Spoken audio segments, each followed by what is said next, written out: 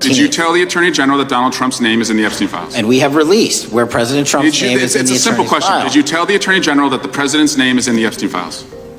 During many conversations that the Attorney General and I have had on the matter of Epstein, we have reviewed. The question is simple. Who Did you tell the Attorney General that Donald Trump's name is in the Epstein files? Yes or no? Why don't you try spelling it out? Yes or no, Director? Use the alphabet. Yes or no? No? A, B, C? Director, it sounds like you don't want to tell us. Did you tell Epstein files? Personally, no. You're the Director of the FBI. This is the largest sex trafficking case the FBI has ever been a part of. Buck stops at the top, and your testimony today is you have not reviewed all the files. What I've been doing is been busy providing... Unexpected unfolded during a congressional hearing in Washington, a moment that quickly captured the attention of political observers across the United States.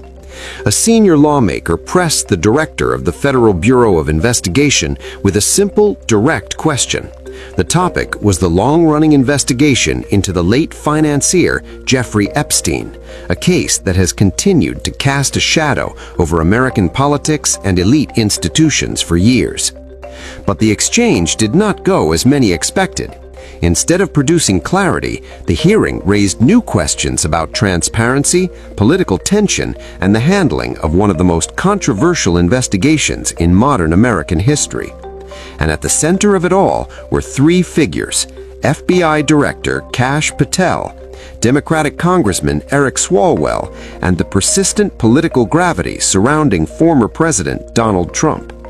What began as a routine oversight hearing soon turned into a dramatic confrontation, one that left observers debating not only what was said, but what was left unsaid. To understand the significance of that moment, it is important to step back and look at the broader context. The Epstein investigation has been one of the most sensitive criminal inquiries handled by the Federal Bureau of Investigation and the United States Department of Justice. Epstein, a wealthy financier with connections to politicians, business leaders, and celebrities, was accused of running a vast sex trafficking operation involving underage victims. His arrest in 2019 triggered intense public scrutiny. When Epstein later died in federal custody, the controversy only deepened. Many Americans began asking whether the full truth about his network would ever be revealed. For years, lawmakers from both parties have demanded greater transparency regarding the evidence collected during the investigation, including flight logs, witness testimony, and other documents that might identify powerful individuals connected to Epstein. That background explains why congressional hearings on the subject are often politically explosive. And during this particular hearing, Congressman Swalwell focused his questioning on a specific issue: whether the FBI director had examined the entirety of the Epstein investigative files. At first glance, the question appeared straightforward, but the response triggered a moment of visible tension. Director Patel acknowledged that he had not personally reviewed every document in the massive case file. That admission immediately changed the tone of the hearing. Swalwell, clearly dissatisfied with the answer, pressed further. He pointed out the scale of the investigation, one involving hundreds of witnesses, thousands of documents, and more than 1,000 alleged victims. Given the magnitude of the case, the congressman suggested that the FBI director should be fully familiar with its contents. Patel responded by emphasizing the broader responsibilities of his office.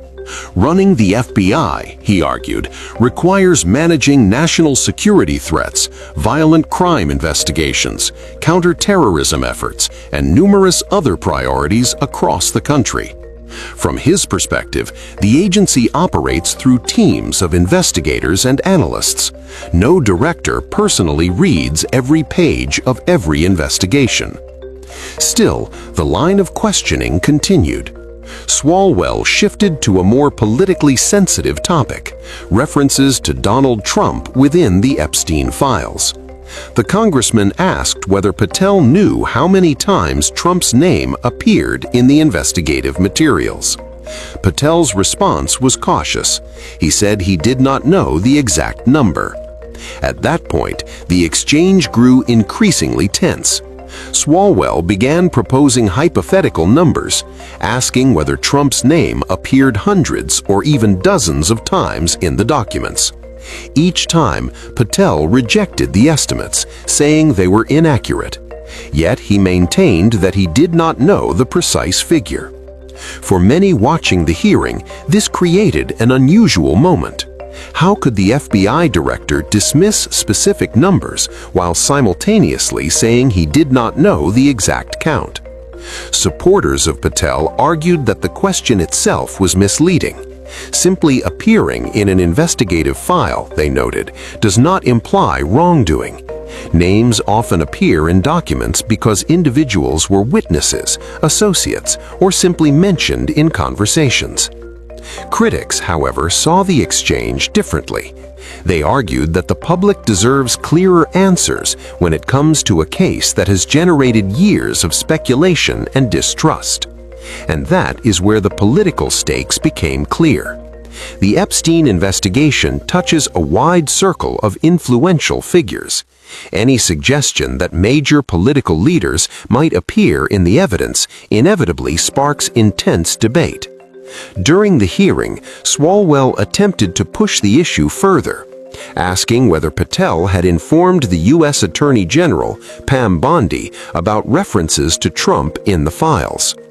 Patel's response was measured but indirect. He explained that he and the Attorney General had discussed the broader Epstein investigation many times, including the review of evidence conducted by the Department of Justice. However, he did not directly answer whether he had specifically mentioned Trump's name during those conversations. Again, the tension in the room increased. Swalwell repeated the question several times, seeking a clear yes or no answer. Patel maintained that the Department of Justice had already released all information that could legally be made public. Much of the remaining material, he suggested, was restricted due to court rulings, privacy protections for victims, or ongoing legal considerations. Those restrictions are not unusual in cases involving sexual exploitation and trafficking. Courts often seal sensitive records to protect victims and witnesses. In fact, a previous ruling by federal judge Richard Berman had addressed the issue of releasing certain grand jury materials related to Epstein. But the legal complexities did little to calm the political friction inside the hearing room. As the questioning continued, the conversation briefly shifted to another topic entirely. Swalwell referenced a book written by Patel in which he had criticized numerous government officials and political figures.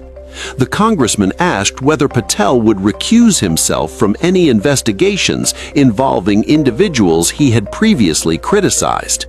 Patel declined. He stated that decisions about investigations would continue to be made according to the law and the professional standards of the FBI. By that point, the hearing had become one of the most contentious exchanges of the day. Members of the committee argued over speaking time, procedural rules, and the tone of the discussion. At moments, the chairman had to intervene to restore order. Yet beneath the political theater lay a deeper issue that continues to resonate far beyond the hearing room. The Epstein case remains a symbol of public distrust in powerful institutions. For many Americans, the central question is simple: will the full truth about Epstein's network ever be known? That question has haunted the investigation from the beginning. Over the years, various documents have been released, including court filings and witness testimony. But significant portions of the investigative record remain sealed or classified. Some officials argue that releasing everything could compromise victims' privacy or ongoing legal processes. Others believe greater transparency is necessary to restore public confidence. And that tension is unlikely to disappear anytime soon.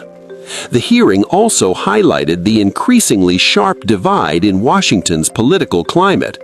For critics of the current administration, Patel's responses reinforced suspicions that politically sensitive information might be handled cautiously or selectively.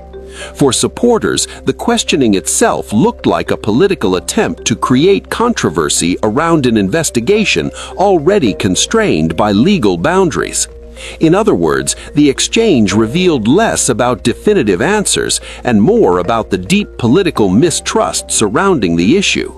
And that raises the larger question now facing policymakers and the public alike. What happens next? Will more Epstein-related documents eventually be released? Will additional congressional hearings seek to uncover further details?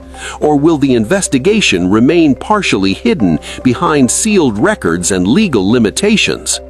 For the FBI and the Department of Justice, the challenge is not only legal, it is institutional.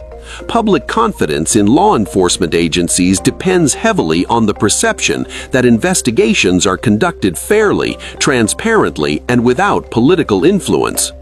When a case becomes entangled with high-profile political figures, maintaining that trust becomes even more difficult. And that is precisely why moments like this hearing matter. They reveal how fragile the balance between politics, justice, and public accountability can be.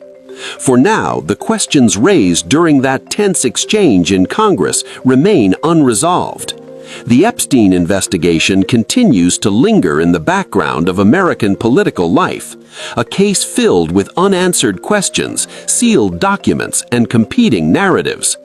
And as lawmakers, journalists, and the public continue searching for clarity, one reality remains clear.